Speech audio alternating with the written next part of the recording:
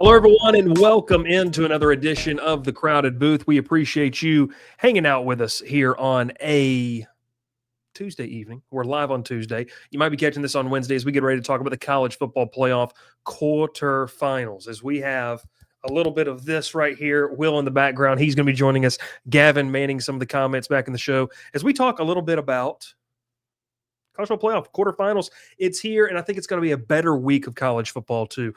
We got a special guest joining us at around that 7:45 Eastern mark, so make sure you hop in and see what he has to say about Alabama. We'll be pulling Will out to avoid any fisticuffs or brouhahas that could emerge over the teleconference. So we appreciate you. Make sure you like, make sure you subscribe, and let's lock in and talk some college football here on a Tuesday night. Pile in here and make yourself feel at home. The crowded booth is coming on. The Crowded Booth with Bryce Koon.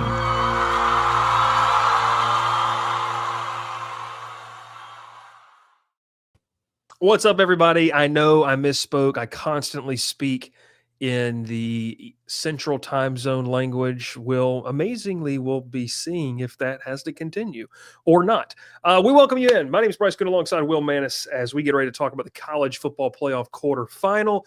But before we do, Will, I did a solo show last night talking about Georgia Tech in that year in review, so I did not get to talk with you about this. Joey, no, he's not in jail or anything like that. It kind of does look like that because he doesn't have his typical setup. But how long? How long until they notice? What's happening? Is something going on? Is the music still on in the background? I don't think so. We welcome you in, Will. Best Christmas gift that you got? What was the leading candidate? Was it the hat? Is the hat new? The hat is new, but this is going to be a weird one. This is very niche. This is going to show you where my priorities are. So I have been for months just mentioning to my wife, like, I'm going to buy a flat glove for coaching baseball, right? I need a flat glove. I need to do some flat glove drills, blah, blah, blah, blah, blah. Been waiting. She went ahead and bought me one, gave it to me for Christmas. So that was probably what I was most excited about. So, Will, I know what they're talking about. I apologize. Will is wearing a Clemson hat, Matt says. That is definitely not real. What did this originally say, Maxwell? I can't say. That was a bad mistake on my part. Well, so we welcome you in. Y'all are muted. I'm very confused. Gavin, are we muted?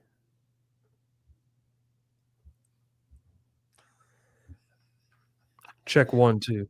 I think we're not muted. He's trolling us. Joey said, "Did you have a good Christmas, Will?" I did.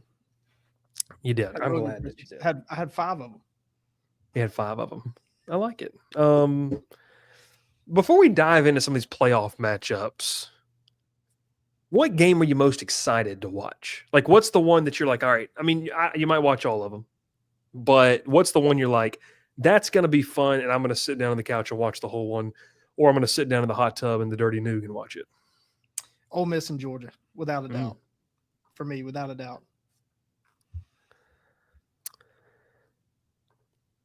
Can we get an update on the Auburn situation from Will? Lead it off until our special guest gets here. I was going to say not tonight, but we can talk about it, or we can talk about it at the end if you want to hang around for that.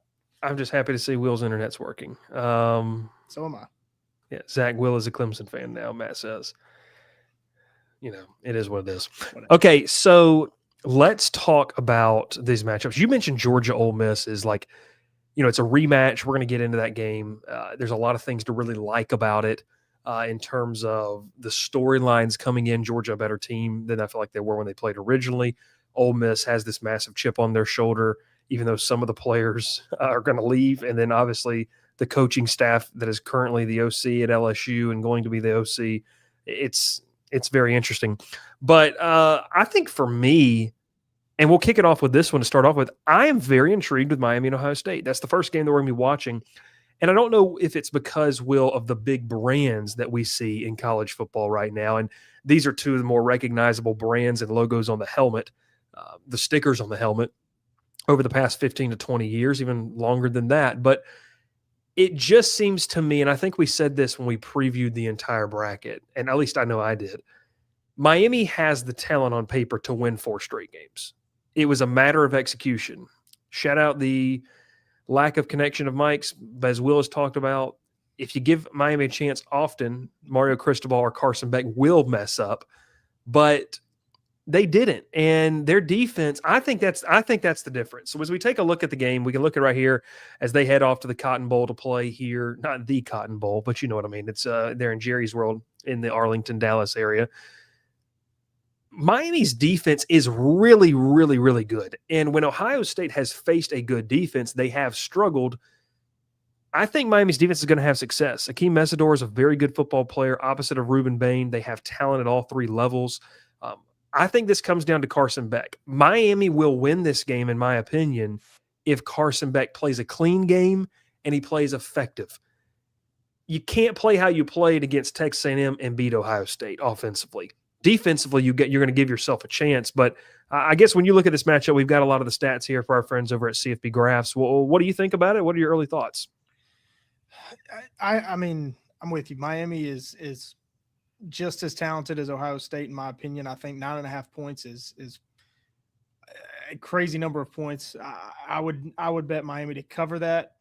I think Ohio State will win because it's like we've said over and over again. If you give Miami opportunities, they will shoot themselves in the foot, and I think it'll happen. I mean, it seems like it's always in big games. I was sitting there watching that Texas A&M game, just waiting on Miami to shoot themselves in the foot, and it was really the first time that they didn't.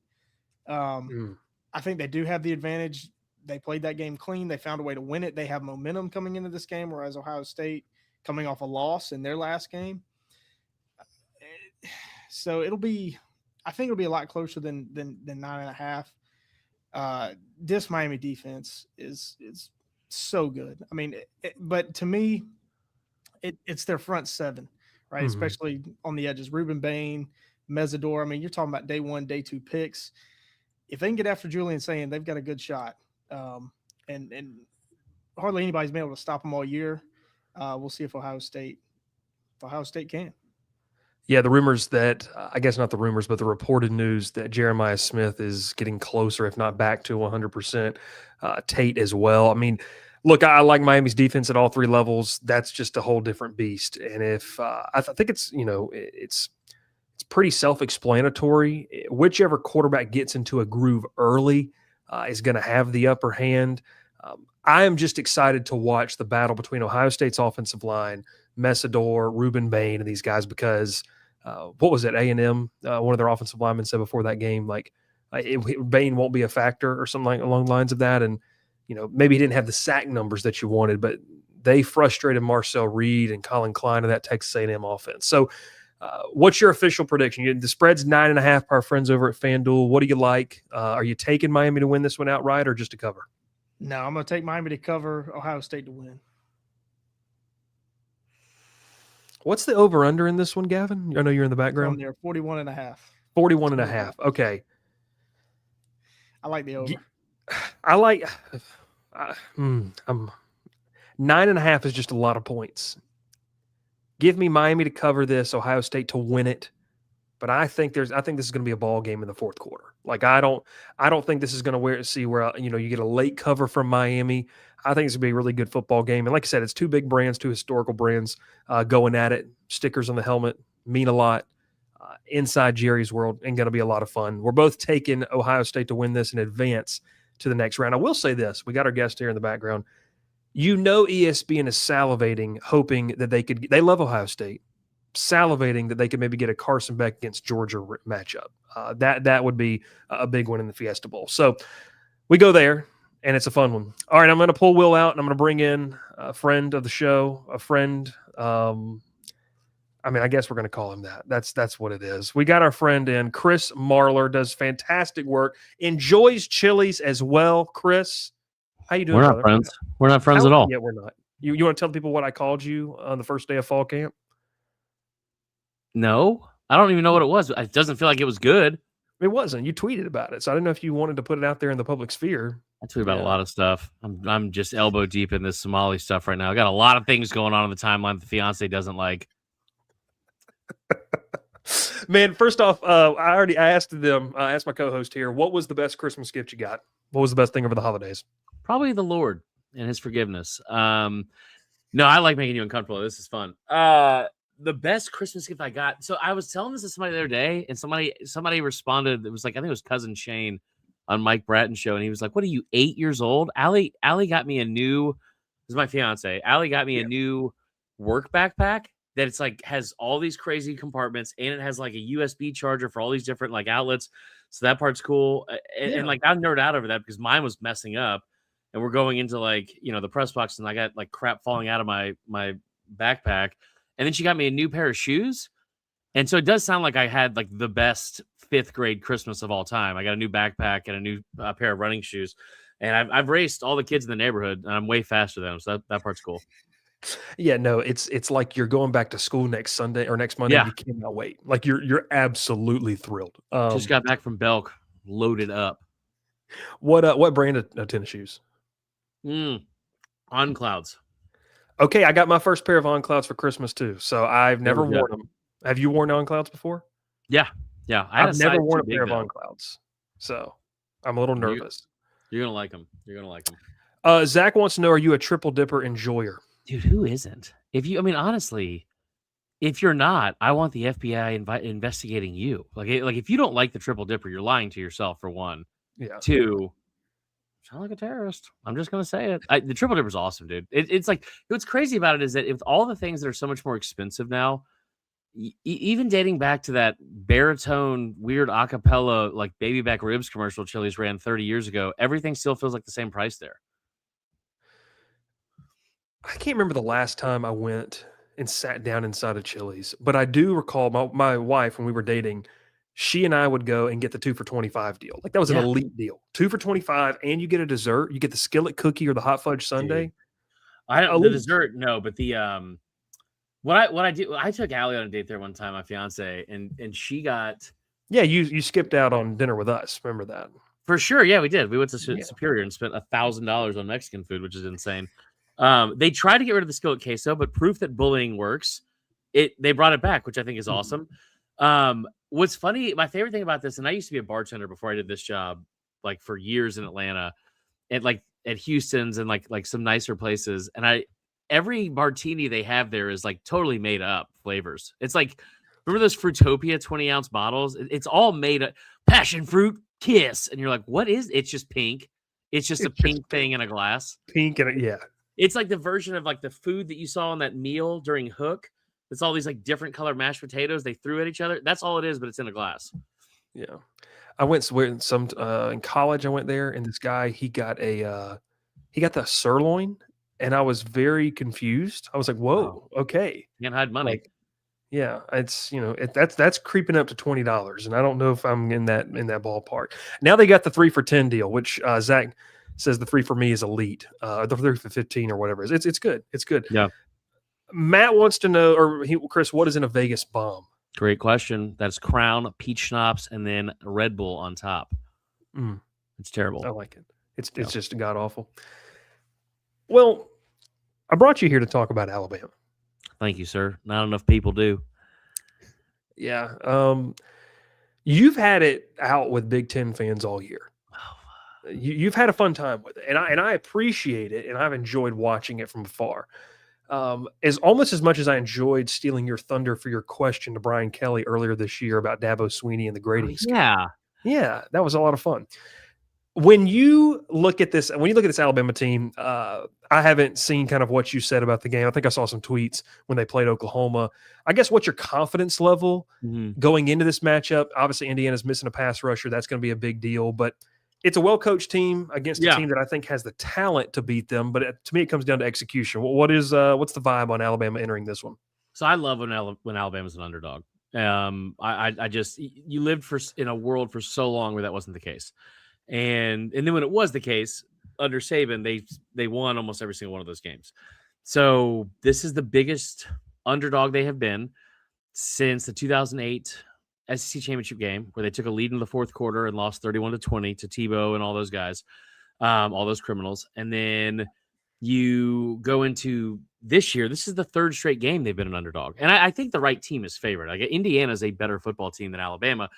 I think from a confidence standpoint, I would rate it as like a 6.5, because part of me doesn't think like they don't have a run game. And they haven't had a run game all season. They've tried everything they can. It was real cute in the beginning of the year when it's like, oh my God, they got Caden Proctor lined up in the Wildcat. And you're like, you know, it'd be cooler than that, Ryan Grubb. What if you just lined up with a running back and ran behind him for a first down? Like, what if you were just able to do that? So it's been frustrating not having it. I think the thing for Bama that I've really loved to watch is there was a narrative during November, especially they got capitalized and they lost to Georgia and got their ass beat by Georgia in Atlanta. And that was, well, they've just been playing bad football for a month now. And it's like, well, let's dive into that. They beat the crap out of whatever FCS team they played, Eastern Illinois. They lost at home to Oklahoma, who's a playoff team that won 10 games. And in that game, they had 3 turnovers, 2 of them inside their 31-yard line, and a missed field goal. And then they went on the road, opened up a 17-point lead against Auburn, their arch rival, and then went and beat them by 7 late in the game. And if you look at the numbers, they struggled against Auburn. Everyone struggled against Auburn. Auburn had 7 losses, and 6 of the 7 losses were by 7 points or less. So that never made a lot of sense to me, because it was like they played horribly against Georgia, but they were fine the rest of the month. They just self-inflicted wounds against Oklahoma. They were the healthiest they had been in a long time going into Oklahoma, and now they are the healthiest they have been all year. And I think that says a lot, considering the fact that, like, you saw what it looked like when Cuevas was out there yesterday for the first time, or last week, the first time since the Oklahoma game, where he led the team in receptions that game. They are the healthiest they've been on both sides of the line, offensive and defensive lines. And I think that at some point, the star power is going to show up. And at some point, Ryan Williams is going to be who he used to be, that he was for such a long time. And that is a scary thought when you already have Isaiah Losier, or however you pronounce his last name, not Isaiah Losier. You have Latsier Brooks, and then Isaiah Horton, and then Jeremy Bernard, who can do everything for you. I really like when they're the underdog. I also look at it from this standpoint where it's like Indiana's really sound, and they try to make you play left-handed, and I think that is going to be making you throw the ball 40 times a game, which they probably were already going to have to do, and then running the football right at you. And that's the scary part for Alabama. Ty Simpson's decision-making is one of those narratives that kind of popped up in the month of November, too. Wanted to get your thoughts, because after that first quarter in Norman last week, whenever it was at this point, he seemed to flip the switch, turn the corner, and really felt comfortable, whether it was better protection up front, whatever it was. Brent Venables' defense couldn't really knock him off his rocker there in that second half, especially. What was the difference to you? Do you expect it to continue against Indiana team that probably doesn't have the talent individually that Oklahoma has, but a well-coached group? The confidence was back, which was something he lost, I think, a lot at the LSU game. And then the Oklahoma game, he was playing one of his best games of the year statistically. And he just had the pick 6, and then he had the other, I think, the strip sack at the end.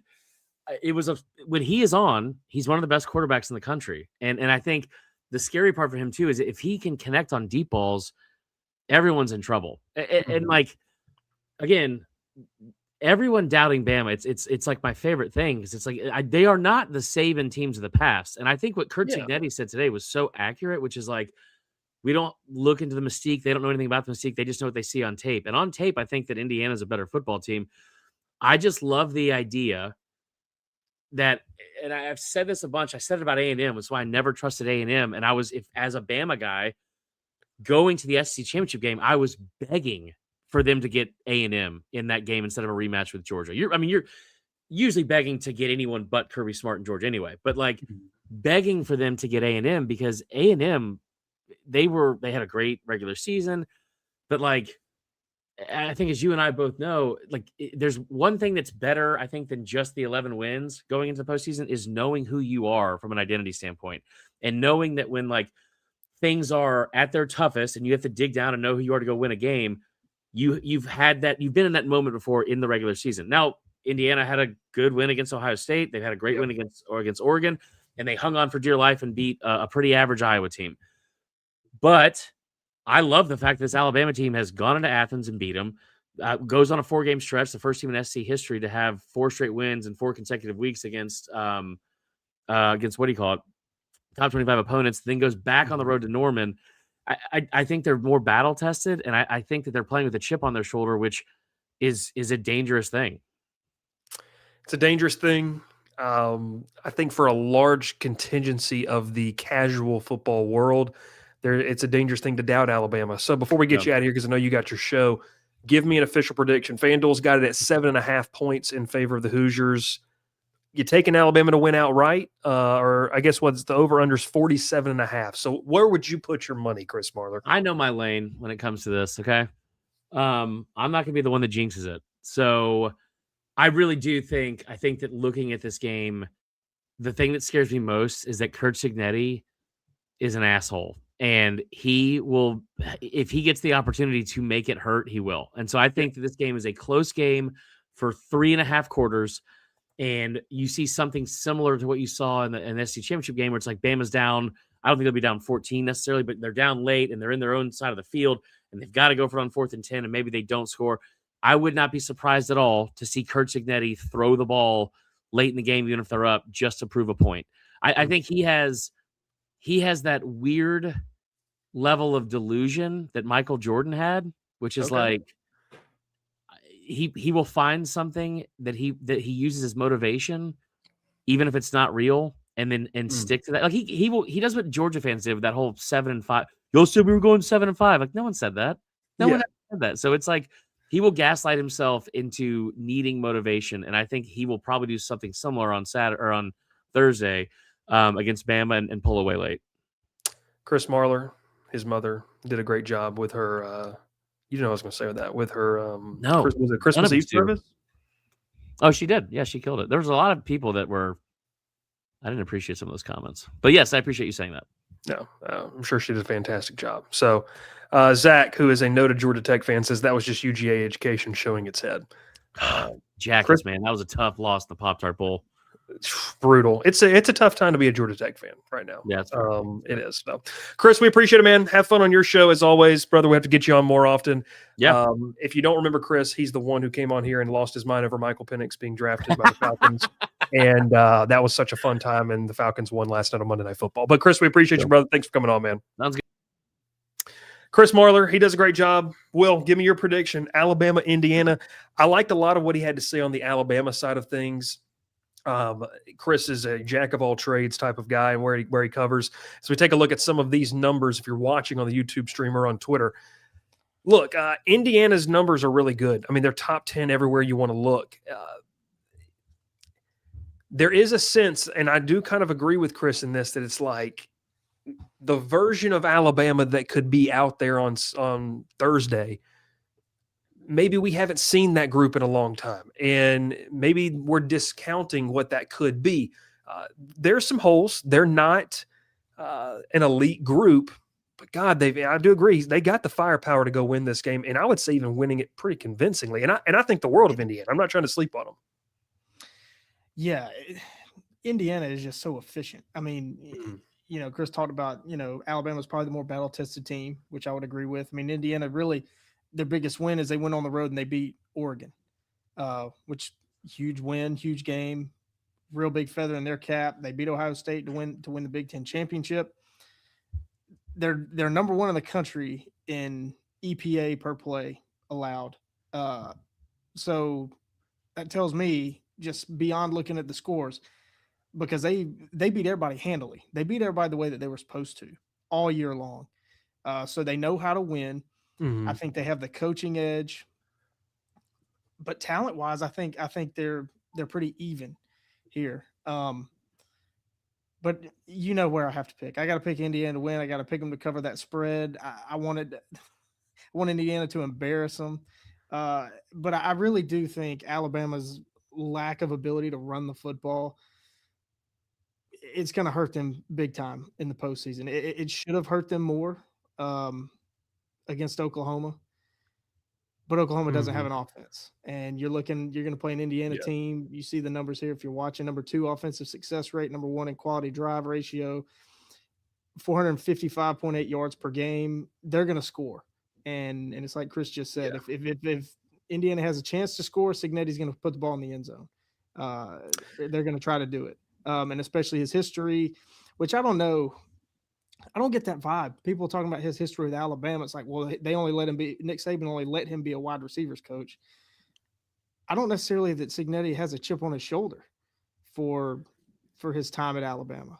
I Yeah. don't get that vibe from him, but he's a win at all cost guy, and he tries to leave no doubt when they win, and I don't think this game will be any different.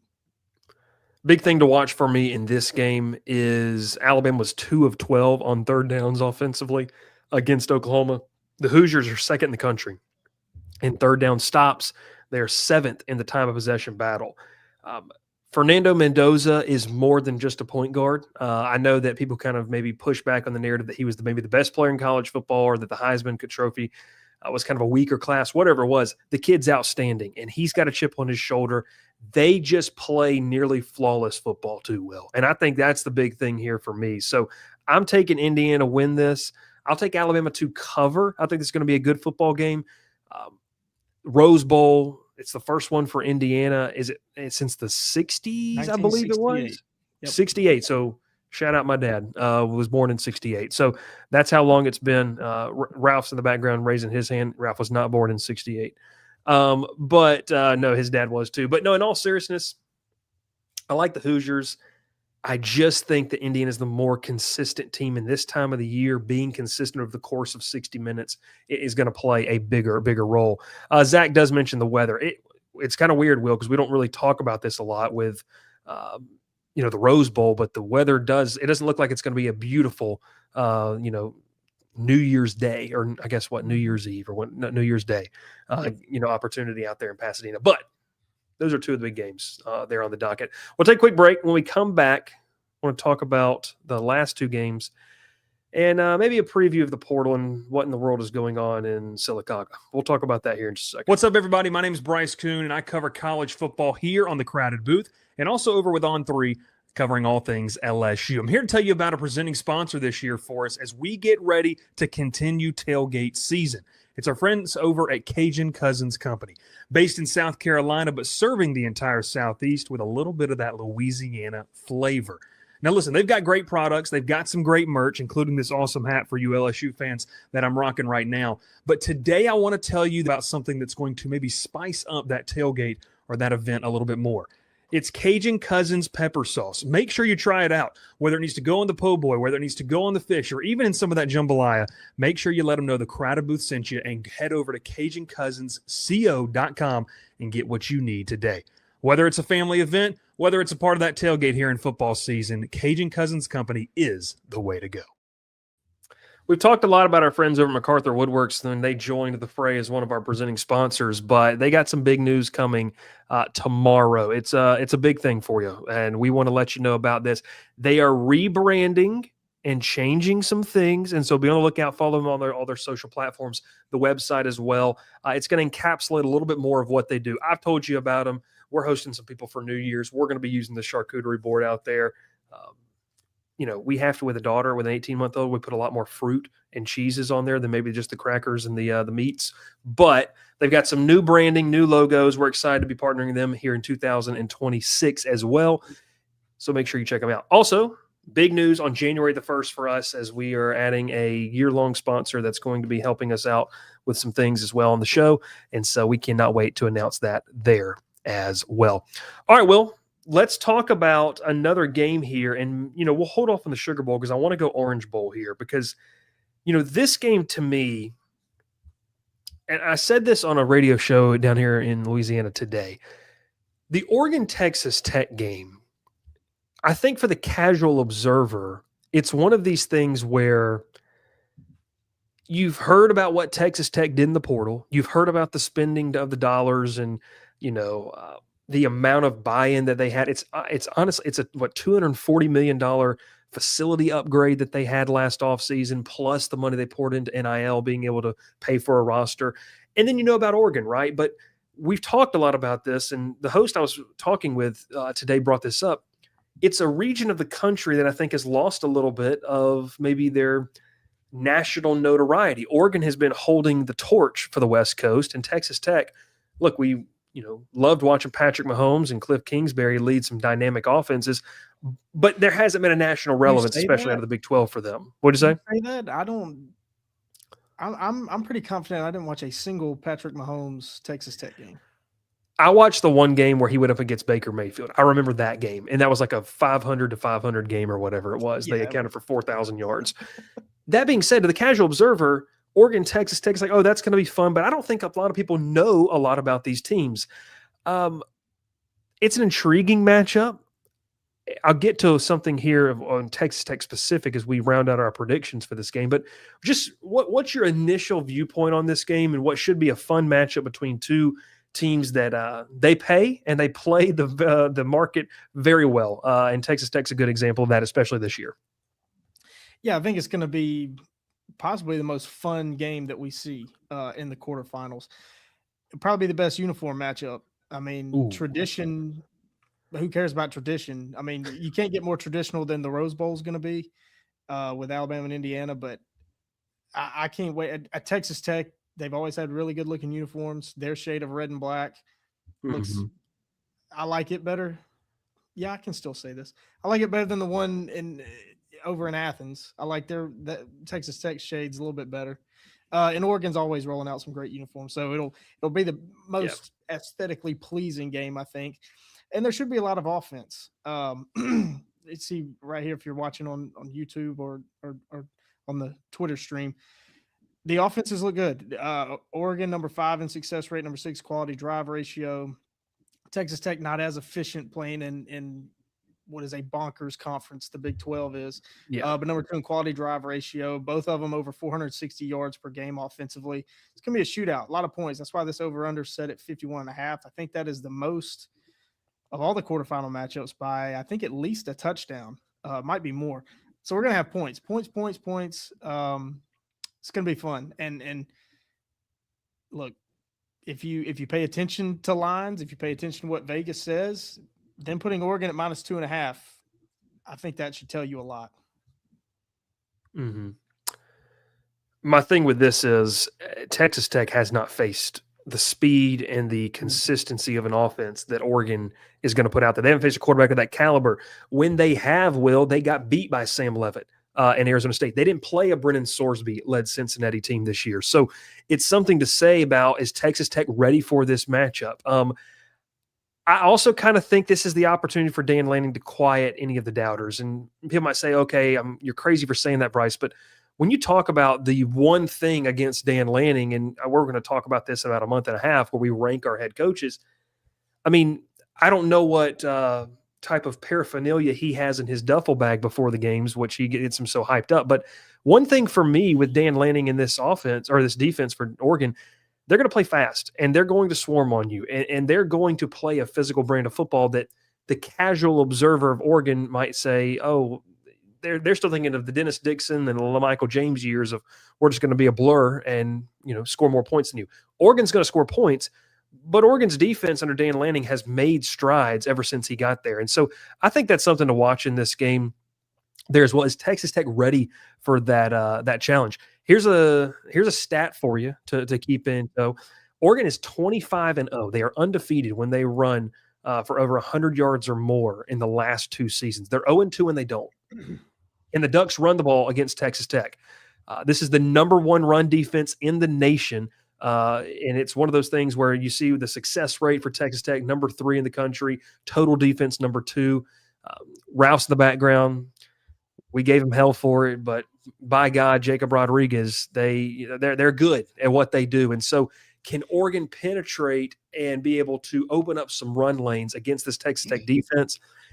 It'll be interesting to see. That's something that I'm watching in this one. So I'll throw it back to you. Those are the 2 factors, and that stat is something I'm really looking at in this game as well, because something's going to have to give. Does Texas Tech's defense finally bend? Does Oregon face a defense that can slow things down for them and give the opposing offense, Baron Morton in that group, an opportunity to make this a football game. I don't think it's going to be a blowout, but Oregon's got the horses to outrun you if they can stop you on defense, and they slow things down too. Yeah, to your point about the Texas Tech run defense, EPA per rush, both the Oregon offense and the Texas Tech defense, number 1 in the country this year in EPA per rush. EPA per drop back, Texas Tech defensively number 2, Oregon number 8. But again, it's kind of like we talked about. I think the Big 12 certainly does not have the depth that the Big 10 does, I don't think. So I think that, you got to kind of think about that context. Success rate, Oregon, number 1 in the country in offensive success rate, 56.1%. They struggle a bit against the run. Their success rate's down at 36, but Texas Tech, they hadn't had to run it a ton. They're at 50th, but we know the Big 12, they like to air it out. Man,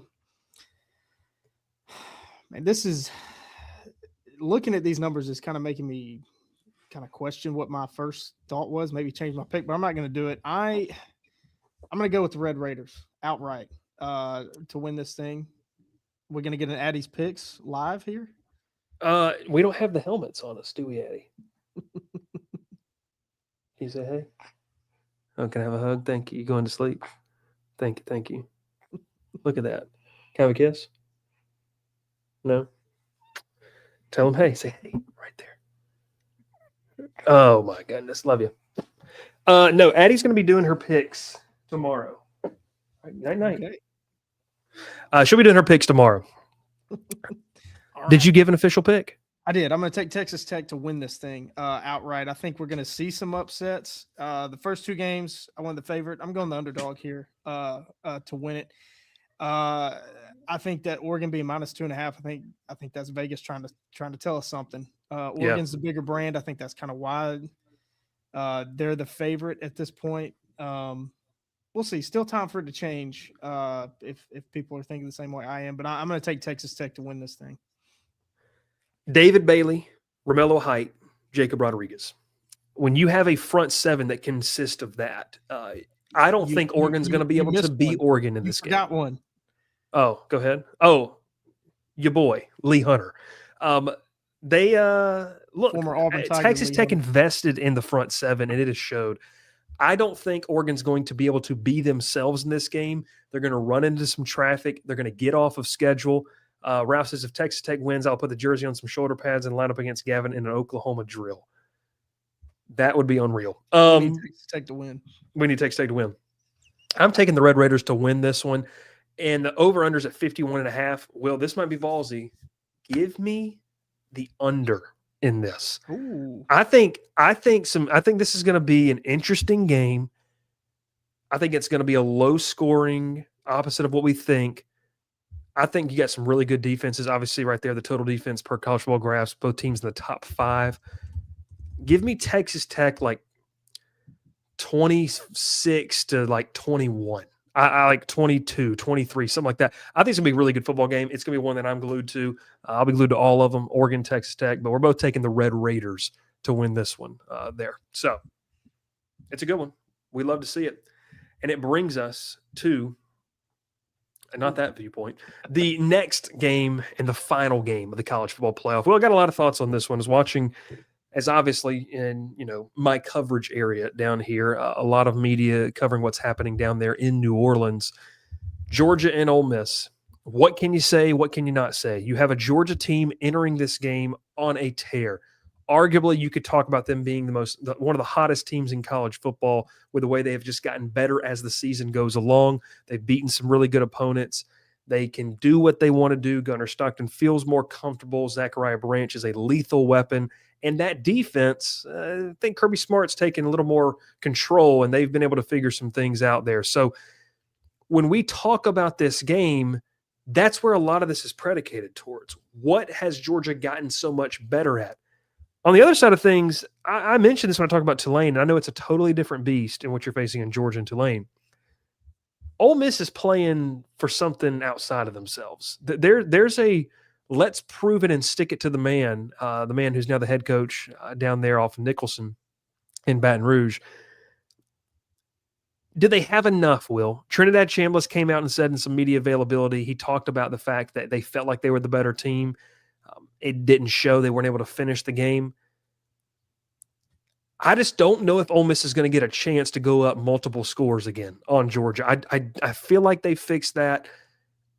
Charlie Weiss Jr. is a great play caller. A lot of fans in Baton Rouge are excited to see what he can do.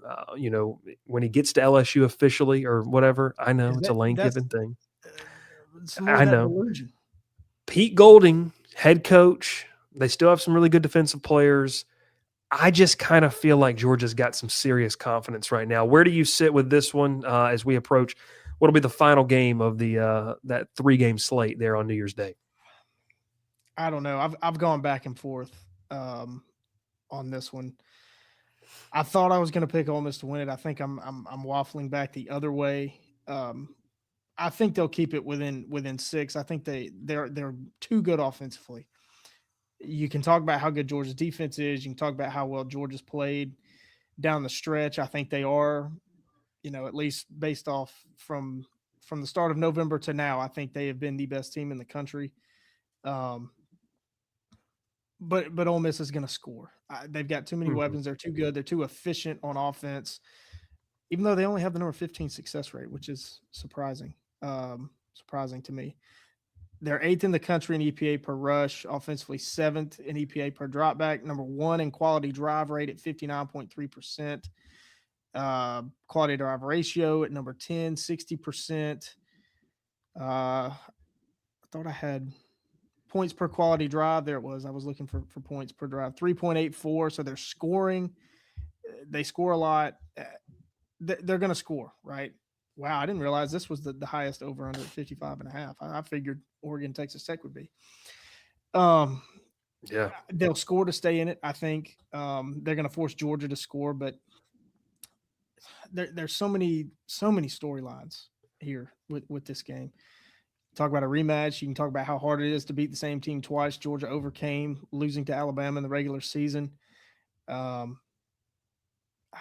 just don't know if Ole Miss can.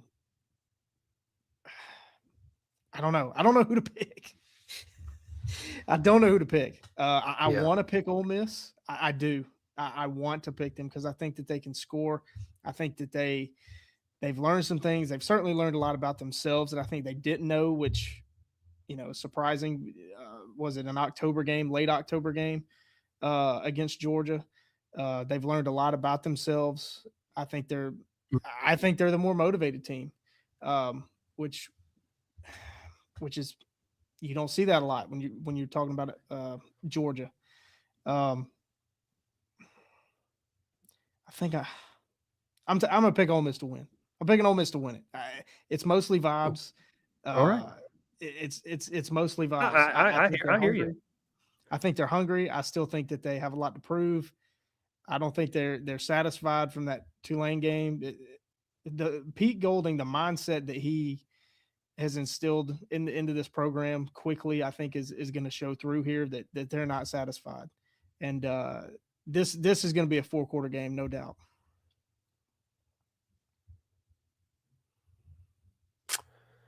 All right, a couple things in this one. Georgia has 12 sacks in their last 5 games. They found a pass rush here lately. But you go back to that first matchup, and yes, teams have evolved and they're allowed to get better or devolve and get worse over the course of a season. The big thing in that one I felt like, Will, was that Ole Miss got out to such a fast start and then the defense could not hold up. I believe Georgia had a 15-minute time of possession advantage. Now, we know historically Lane Kiffin led teams, and Kiffin's not the head coach now, but they don't care about time of possession. But in that game, Georgia goes on a 17-0 run, unanswered, to go win the football game. They controlled the tempo. They took control. The big question in this one is, can Ole Miss's defense hold up? A lot of Rebel fans were excited when, they went on the road to Norman and shut down an Oklahoma offense. It turns out that offense is not very good with what they had in John Mateer over the back half of the season. This is a different beast. Gunnar Stockton feels more comfortable. They have more of a run game. The offensive line feels a little bit more cohesive there in Athens. Can your defense take control? Can you make enough plays to get them off schedule? Can you keep them behind the chains? Will, you and I were in the building now a month ago, for Clean Old Fashioned Hate, And we've seen this. Georgia will do what it takes to win. It does not have to be pretty. It doesn't have to be sexy. They'll do what it takes to win. That's something that I really, look at. There's talent on Ole Miss's defense, but who have they really stopped? South Carolina, Tulane, LSU. God, I watched that offense all year. I mean, they really haven't stopped anybody that is really dynamic. You flip it over, only 2 teams got over 300 total yards of offense against Georgia this year. Mississippi State, which I believe just got over 300, and Ole Miss. That was Ole Miss's season-low total output. They may get over 300 yards, Will, but I don't know if it's going to matter. I'm taking Georgia to win and Georgia to cover. I think Georgia's trending right. I think when you talk about peaking at the right time, it is a complete 180 from where this Georgia team was last year. And I hate to go year to year and compare because there's so many differences. But you know as well as I did, they won that game against Texas in the SEC championship. Carson Beck goes out with the elbow injury. Stockton's first real ever start is coming in the Sugar Bowl against a very physical veteran Notre Dame team. You flip it now, there's so much confidence. Like I said, the pass rush is there. They're starting to clamp down. They've already clamped down on you once. I'm taking Georgia to win. I'm taking Georgia to cover. I don't think they're going to blow them out, but I think they can, beat them by a touchdown. 6.5-point spread there for our friends at FanDuel. So, Will, is that the first one we're differing on? I believe. I think so. I'm taking Georgia. Will's taking Ole Miss. Are you taking – what do you like in the over-under here? Because this is the highest total. Yeah, I like the under. I like the under here. I think this will be a lot more defensive than we think. I mean, it's a rematch. You can talk about all those old cliches. It's so hard to beat the same team twice, blah, blah, blah, blah, blah. There hasn't been very many rematches for Georgia, but the ones, of course, the Auburn-Georgia one in 2017 is the highest in my mind. That game was a lot lower scoring than the first one. I think that's common in rematches, which is rare in college football. I think that the second time around, it's a closer, lower scoring game. I think we'll see the same thing here. It's time. You got to do it, Will. We got 10 minutes left, so you're going to do it. What is happening in Opelika?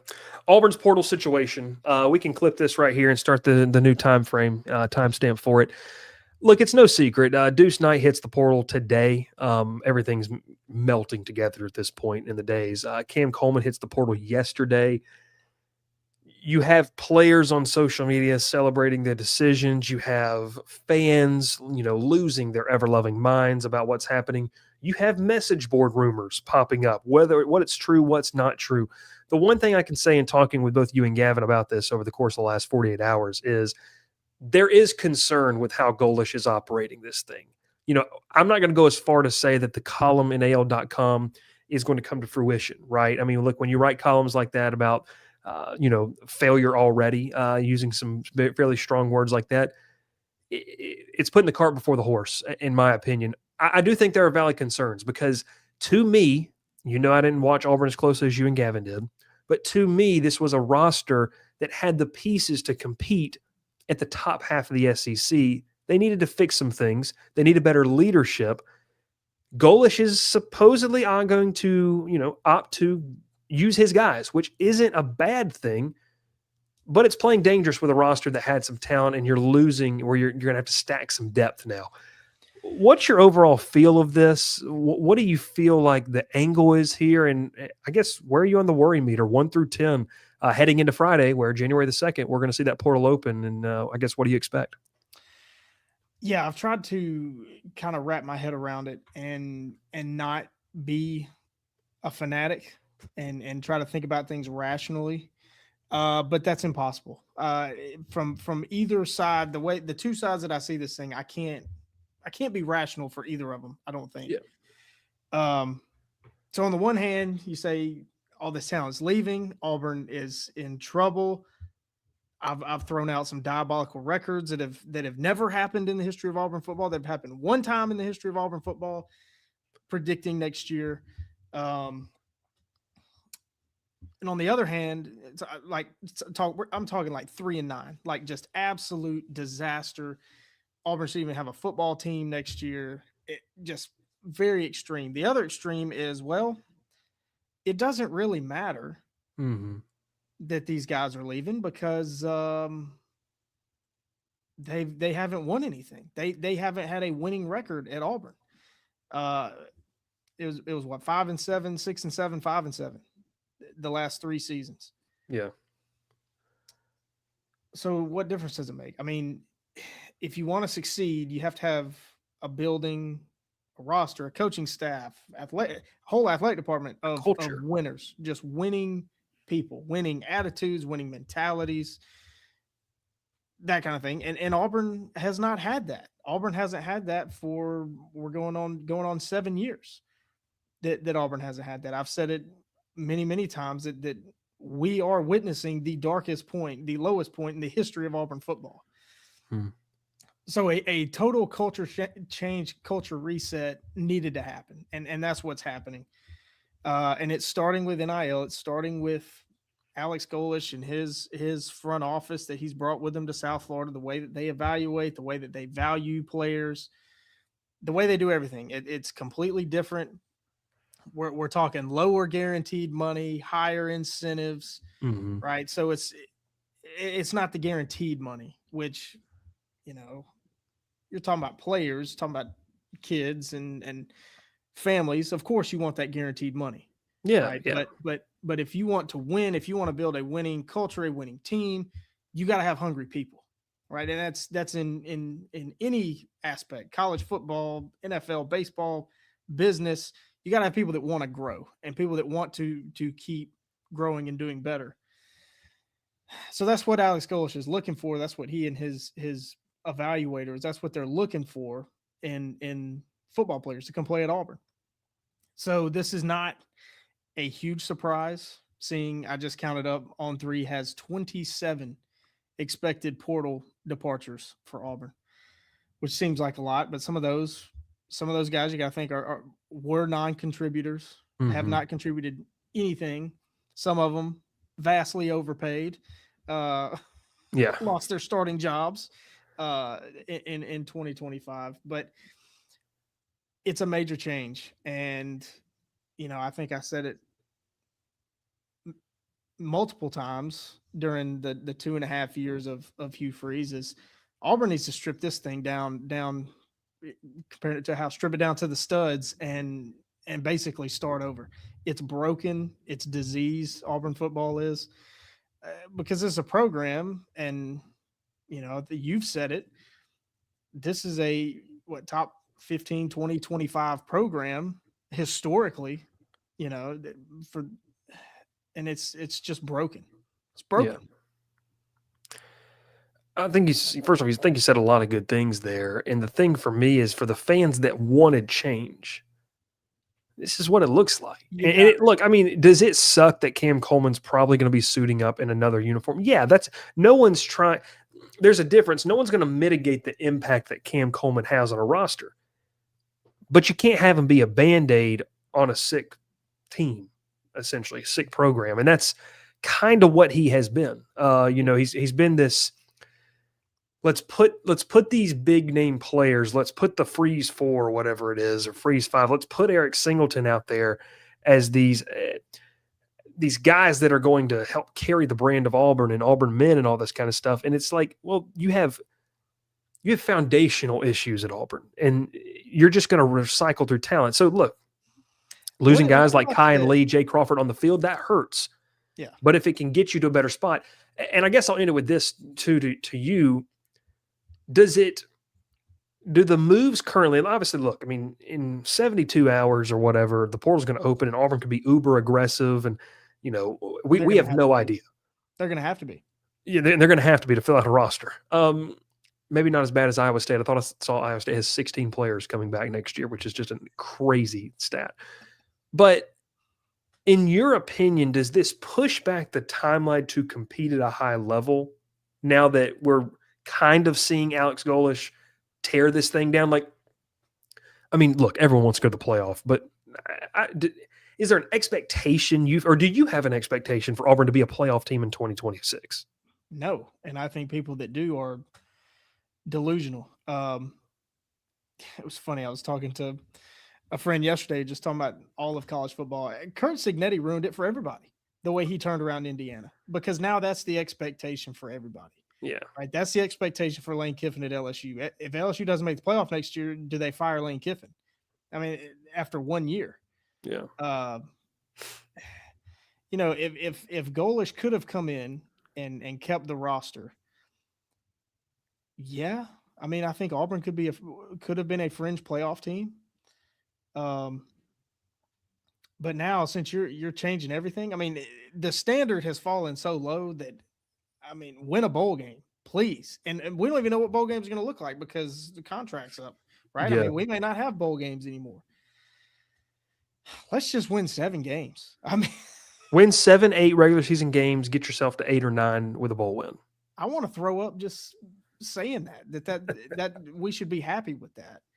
But like you said, I mean, the portal opens, the roster is going to be completely different. We could be talking in 2 weeks. We could come back and say, wow, we all overreacted about Auburn. Yeah. Because this roster looks pretty dang good. Which there's always a chance of that. But, you know, just to pluck out one example, Cam Coleman. If you're an Auburn fan and you didn't already expect Cam Coleman to be gone, regardless of who was coaching Auburn in 2026, I think you were living in some fantasy land. I mean, I was saying it all year. I was like, he's going somewhere. He's going to go to maybe the highest bidder, which was likely true, but it's going to be somebody, whoever has the best quarterback. I still feel that way. Yeah. We're talking about a day one NFL draft talent. I saw your clip. You talked about him, potentially him going to LSU. Him and Lane Kiffin's offense. The only question is who's the quarterback going to be? Yeah. So just, you know, maybe we'll do a little transfer portal preview since we're talking Auburn, talking Cam Coleman. I think he lands at Georgia because you know what you have at quarterback there. Talking situation. Talking with some Georgia friends. They're like, well, he's not going to want to come to Georgia. We don't throw the ball enough. I was like, because you haven't had a wide receiver like him in several years, maybe probably since AJ Green. In 15, 20 years, you haven't had a wide receiver that talented. Yeah, it could change everything. Yeah, for Georgia offensively, and I think it would. But yeah, I think he's looking at who's got the best quarterback, who's going to give me the best chance to be a first round pick. And I hate to say this, he's a 1-year rental. Like he's going somewhere to boost his value. I mean. I've said this. I think he might. I think there is a case for Cam Coleman to be the best wide receiver in college football, but we don't know that because Auburn has had terrible quarterback play. Yep. Like I've said that on multiple shows this week. And to your point about Cam Coleman, like he's going to go the best opportunity that's also going to pay him now and in the future. And there's not going to be a shortage of programs lining up to talk to him about what he has. So. It is. It'll be interesting to see where he goes. We'll obviously talk more portal, but yeah, he has to be the number 1 player in the portal right now, whatever service you're looking at. I haven't looked at all of. I think 24/7 had him as the top one. I don't know where On3 had him. On3's got him as a 5-star transfer, which is rare. Yeah, they've got Deuce Knight as a 4-star transfer, and he played 3 games. I don't think there'll be a lot of teams trying to get him too. Yeah. Apparently, Ole Miss is the front leader per Spirit Ben. So, however that goes. Also, Frank Wilson, LSU per Ole Miss fans will never recruit anybody in their state ever again because Frank Wilson is now on staff at Ole Miss.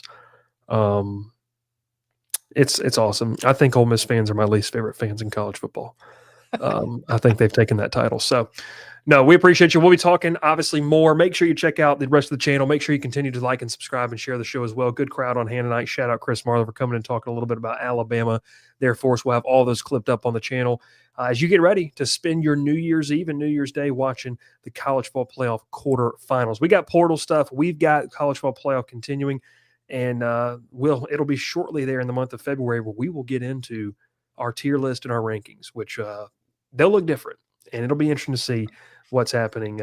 So some things got to be figured out in Dunwoody, Georgia, though, about who's going to be the offensive coordinator, and then we'll go from there. So we appreciate you. Thanks so much for watching. Will Maness, my name's Bryce Koon, Gavin Hart in the background, and Ralph talking about Troy in the comments. We appreciate everyone for tuning in, and we will catch you next time here on the Crowded Booth. Pile in here and make yourself feel at home.